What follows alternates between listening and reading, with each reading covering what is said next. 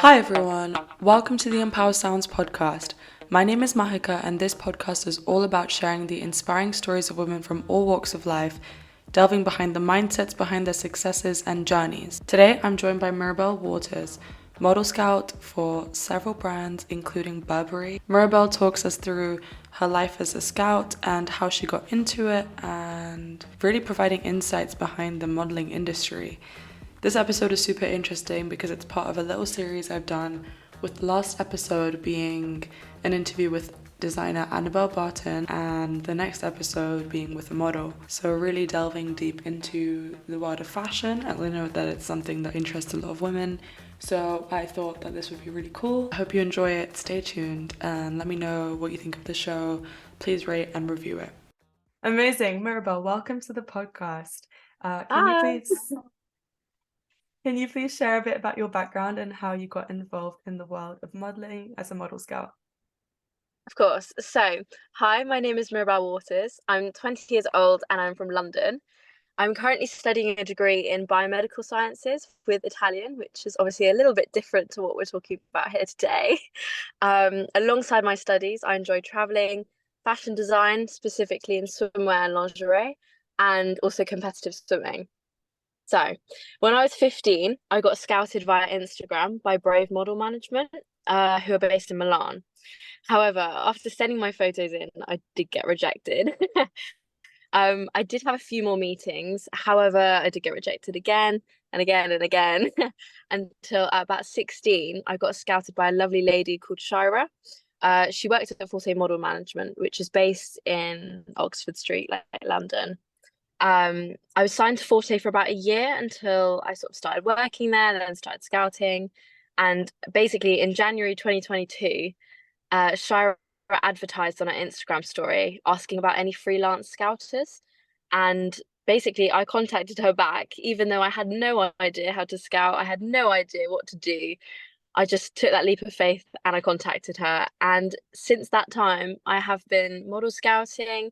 I've been working at Forte as like an assistant model booker. And in February of like this year, I worked at Burberry helping with like scouting and like casting for Fashion Week, which has been amazing. Like so amazing. That's incredible. Well done. Can you please Thank you. describe the scouting process and what it entails and the steps you take to discover new talent? Of course. So this does vary. If I'm taking like a casual scouting day, for example, in Oxford Street, my second home, I usually just go about my normal day. I might see friends for lunch or I might go shopping. But every sort of place I find myself in, I'm always literally just looking around and seeing if there is any new talent. More towards summer, if there's like any events such as festivals or concerts where there may be sort of people around my age, I will usually just go for a walk near the entrance at these events where I can scout people in the queues or people coming out of the event. Um, Most of the time, I usually scout on social media. So I'll use it like platforms such as TikTok or Instagram, and I'll usually look through the explore page, and that's how I find people. And what do you look for when you look for models? Like, what are the kind of green flags? So this is probably literally one of my most asked questions.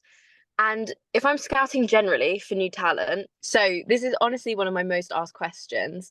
If I'm scouting generally for like new talent, there's nothing in particular I tend to look for. However, it's usually like unique or prominent features such as like, I don't know, super thick eyebrows, like Cara Delevingne had. That usually stands out to me. So it might maybe take like a double look or something.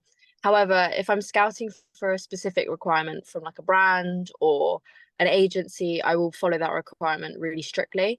Um, for example, like recently, I had to scout for identical twins that were above, I think, about 5'7", and they had to be completely identical, which was super hard to find. But I did manage to find one set of twins in London, and I looked like a mad woman. I was running down the street after with my cards in the air, but they did get through to certain stages of Gucci casting, and it was amazing.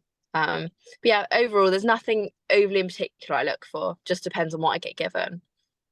And in terms of, aside from physical attributes, are there any parts of someone's personality or like kind of non-physical attributes that you look for in a model?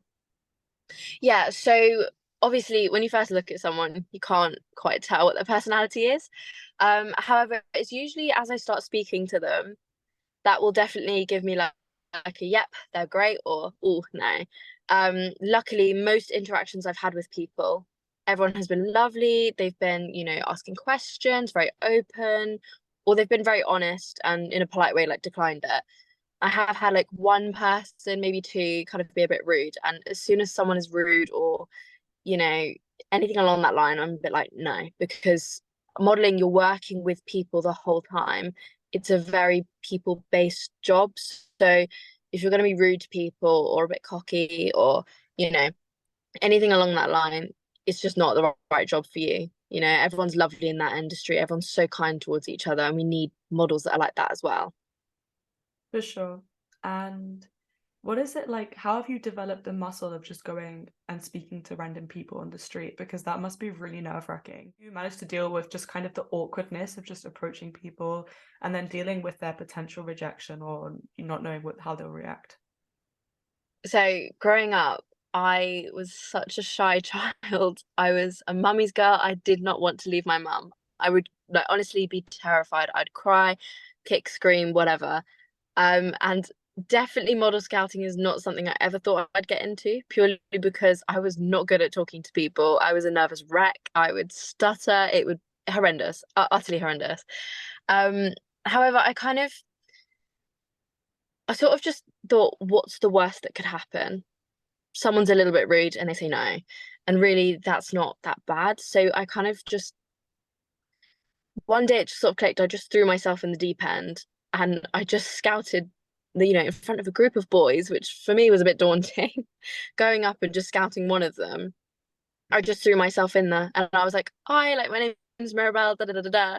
And I was terrified the whole time. But when I walked away and he obviously accepted it, took my card, I got some contact details, I felt just so proud of myself that I was able to do that because looking back at me when I was 10 years old, I would never have done that ever. And, I would have cried, I would have run away from that opportunity. And I'm so happy I did that. And to this day, I'm just getting better and better and pushing myself basically to talk to more people, ask more people, and think what is the worst that could happen.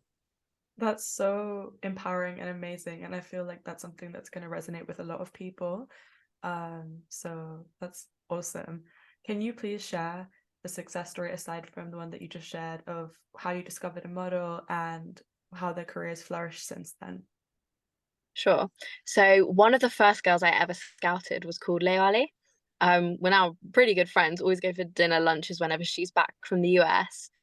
But after scouting her and like sending her Polaroids out, she came back with 5 agency meetings, which I was never expecting, as this was one of the first girls I ever scouted.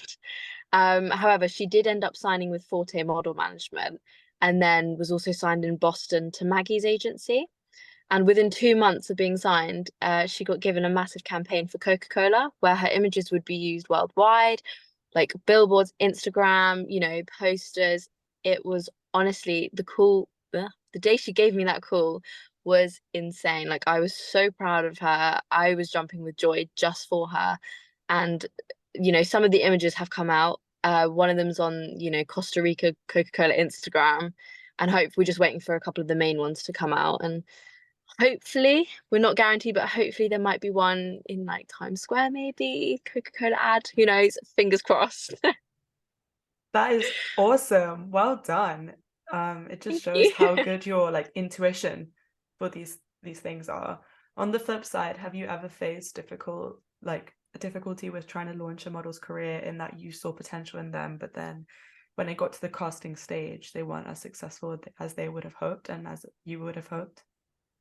Yeah, so I've had a few models that I've scouted that kept getting rejected from agencies after meetings, and it was always, little things like things they could either work on or just simply the agency was like they're quite not, they're not right for us at the minute, which is absolutely fine. But however, I never let it get to me, as I still remember to this day, like Kate Moss saying, she tried like 27, 37 times to get into an agency, and on the 37th try, she got in. So I'm, so my attitude towards this has always been like, what's meant to be will be.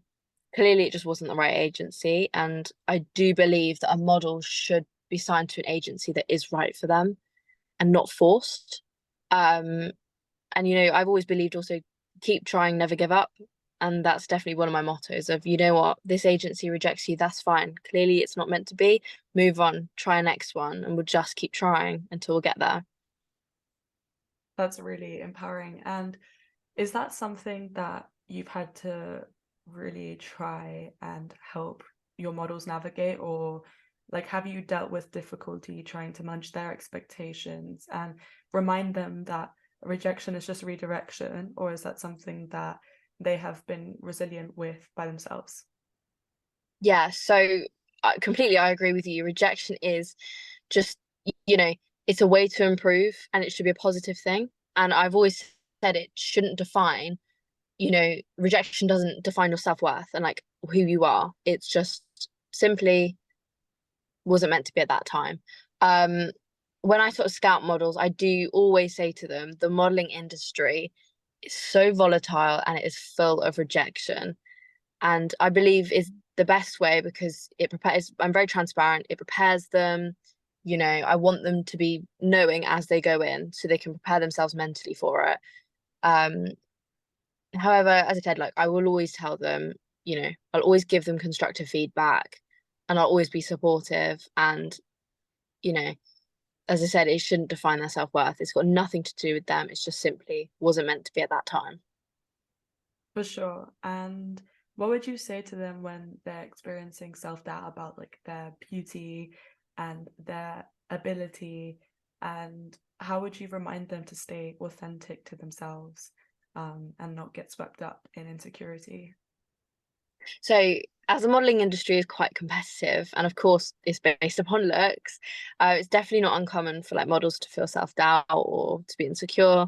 I would always say embrace your uniqueness because that's kind of the reason why you get scouted. It's something that's very unique to you, and you might have a completely unique look to someone else. Um, and if everyone looked the same, the world would be so boring. So, I think it's amazing. Whatever uniqueness you have, you need to like celebrate it. You need to that it makes you not obviously full you, but it makes you you.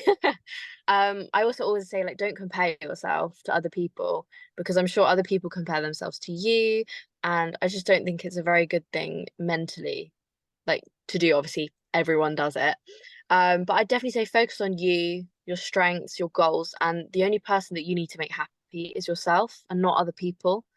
So, really make sure focus on yourself. But definitely, I like another thing I always tell my models is, maybe practice self-care, such as like meditating and, having a spa night at home, because usually that always helps after, say, rejection or when you're feeling a bit down. So, yeah. That's such amazing advice. And what do you do to unwind and recharge when you've had a bad day? So definitely when I've had a bad day, if I'm at uni, I'll definitely call up my friends. There's not a lot to do where I am at uni, so we always tend to go to the driving range, hit a couple of balls, get our anger out, but have a laugh, and then usually get food together. If I'm at home, I've got my two dogs. Love them to bits. They're crazy. They're like little humans. So I'll usually go and sit with them, sit with my parents, my brother, and just, I don't know, watch a movie, talk about my day. Because I always find for me personally, getting advice or like having someone's opinion about, say, why your day is bad, I don't know, I feel like they can reason with you and they can like almost put some like logic in you to be like, you know what, that's not a bad day. Like that's a good day. You've, learnt this, you've learnt this, da da da da da. So I definitely feel like, spending time with family, friends, that's the key thing. That's what I always do. That's nice. And speaking of bad days and hardship, what are some of the challenges that you face as a model scout, and how do you overcome them? Like you've spoken about, support with your peers and your family and your friends, but do you have any other solutions or tactics? So, challenges I face is definitely, as I said before, approaching people. That was a very, very, very big thing for me. Definitely one of my most, you know, big the biggest challenge I've probably faced. Um, from the top of my head, I can't really think of another one that I would say is a challenge. But Definitely my biggest one was approaching people. That was honestly the biggest achievement for me for my career so far was being able to approach people. It was just amazing for me to do. I think it's an important life skill that's not exclusive to scouting, but it takes you far in wherever, whichever industry that you choose to follow. So like that's a testament to your hard work and dedication. I was also Thank you. wondering, what are some common misconceptions about model scouting that you'd like to clarify? So definitely one of the big ones is quite often like people will approach me and ask if it's possible for them to be scouted, even if they don't live in like a major city like, London. And I just want to let people know that that is a complete misconception, no matter where you live, there is plenty of opportunities for you to model. And especially with social media on the rise, scouting now isn't just scouting in person. Most of it is online, and you can ask any scout. Most of it is done online. And it's great because it means you can scout people from all over. You can connect with different people and you can place them. So, like, I scouted a girl probably about half a year ago who was from, a rural area in Australia, wasn't near any of the major cities, and I got her signed in Melbourne. And she lived over, I think, 2 hours away. And she was like, I never thought I'd be a model. I lived in this tiny little village, and you know, and now she's like thriving, walked runway shows, and she just, for her, it's absolutely amazing. So I just want to let people know that is a complete misconception, and you can live anywhere, and yeah. That's so empowering, and I love that. And speaking of looking at anywhere and everywhere, how do you ensure diversity and inclusivity when searching for new models? So when searching for models, I tend to scout like a wide net in order to create diversity. I don't limit myself to just one area, as I live in quite a homogenous area, so I do tend to venture around the UK a lot, especially in my lovely little car. But also using social media is another key aspect to ensuring diversity, because as I said before, I can target a much wider audience and people who come from a range of different backgrounds, different places with entirely different looks. And luckily, I'm very fortunate enough to travel a lot with my parents. So I have visited like a fair amount of countries where I have scouted a fair few people and, like different looks around the world. It's very impressive. So, but as I said, with social media now being like the thing of our generation and the younger generations, and even the older generations now becoming more equipped with it and like knowing how to use it, it has definitely increased diversity and inclusivity within the modeling industry. And it's so amazing to see. Like, I'm so happy to see it. That's so cool, and I've seen it firsthand through media and through movies and through ads that we're seeing beauty in all different shapes, sizes, and that's really amazing. However, sometimes because models are faced with criticism, they face pressure to conform to certain standards of beauty, especially weight, especially things like skin, which can fluctuate with hormones. How do you empower your models to stay true to themselves and embrace their uniqueness when they have bad days or they're not feeling confident about themselves? So we'll start with I had horrendous skin when I was younger, and my biggest regret was I conformed to beauty standards of wanting to get rid of my acne super quickly, even though it's a completely normal thing to grow up with. And so I took all sorts of antibiotics from the doctor. I put all sorts of creams on my face, and eventually I gave in to the whole birth control thing, which I am now coming off of it. And I just sat there and I kind of looked back at what I'd done, and it was the biggest regret, one of the biggest regrets that I ever did. And any model that I know that's been turned away, like I did, for, having acne and they want to, just wait until it calms down a bit. Um, I've just been like, you know what, it will go when it goes. It's all part of puberty or like hormonal changes. Don't do anything. Please don't, drastically change your diet. Don't take pills. Don't, just clean your skin, eat well, don't restrict. It will go when it goes, or it will clear up when it clears up. But no, I'd say like uniqueness is essential for like, everyone's individuality and creativity in their work. So I'd always encourage like self-expression. by creating an environment that encourages models to express their thoughts, ideas, opinions, um, and to let them know that their unique perspective is valuable and it's appreciated. I will always take a stand to unrealistic beauty standards or unhealthy expectations. Luckily, in the modeling industry, that is going now, unlike, a couple of years ago where it was quite, quite bad.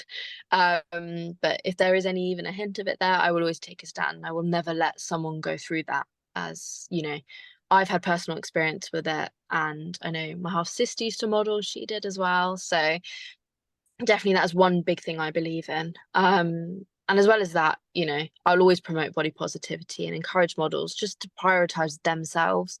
And as I said before, you've only got to make you happy, no one else. So look after your mental well-being, your physical well-being, and that's all you can do. Take everything one step at a time. That's really, really good advice. Thank you. Thank Like, you. I feel like that's something that a lot of our listeners are going to resonate with, despite, like, regardless of the fact whether if they want to model or not. I think that's just a really good advice to live by. So thank you for that. I wanted to ask you before we move on to some rapid fire questions, what do you find the most rewarding part about your job? I would definitely say getting to see like my models on shoots, especially with their dream brands, and literally just looking at how far they come from when I first scouted them to where they might be quite nervous, young. I've developed them, sent them to test shoots, and just seeing, them taking my advice in, taking other people's advice in, and just working it on their shoots. They look amazing, they're glowing, and it just makes me so beyond proud to see like how far they've come. Also similar as to when, I'm walking down Oxford Street or I'm walking somewhere and I just look to my right and in the shop window, there is one of my models posing, standing there for a campaign or anything. And it just makes me so happy to see because, that was always my dream to become a model. I never got that far, but that's fine. Everything, what's meant to be will be. But to see my models do that, I'm like a proud mum. Let's just say that I'm, taking photos, sending it to them, being like, oh my God, look at this. They probably think I'm crazy, but that's fine. I love that. And it's so apparent how much love you have for your models. And it's so amazing to see you empower and inspire other people. Now on to our rapid fire round. What is your favorite modeling city?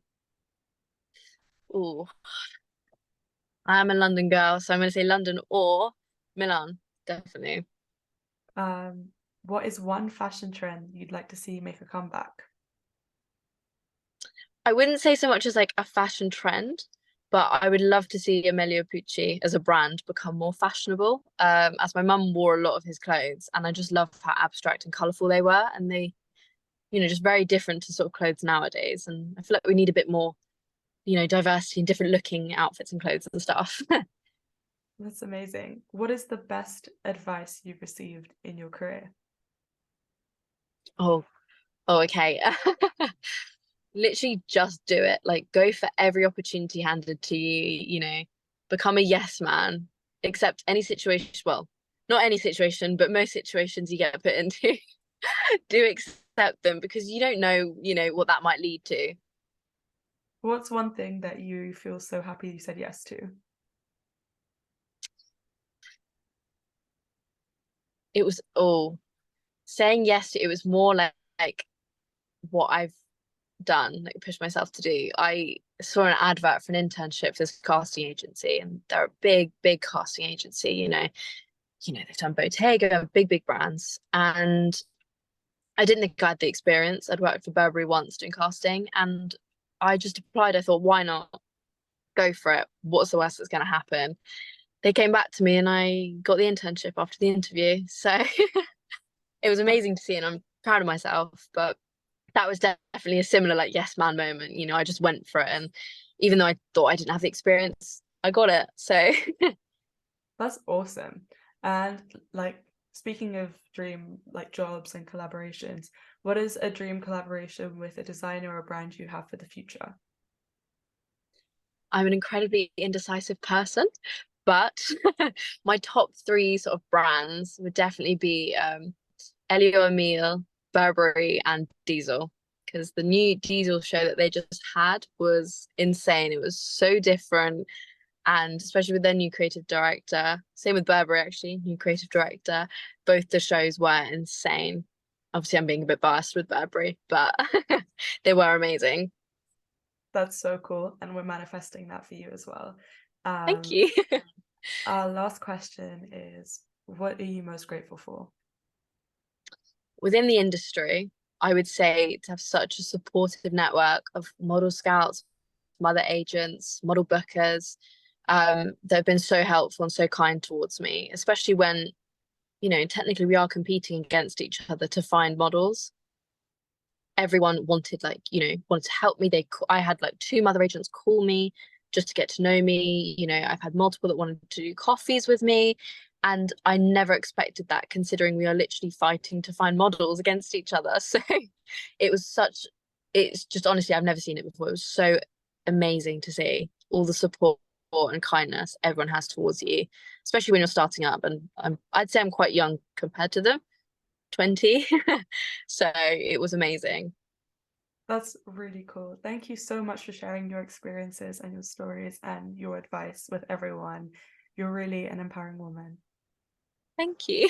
Thank you for listening to the Empower Sounds podcast. Stay tuned next Monday for the next episode filled with entertainment and inspiration.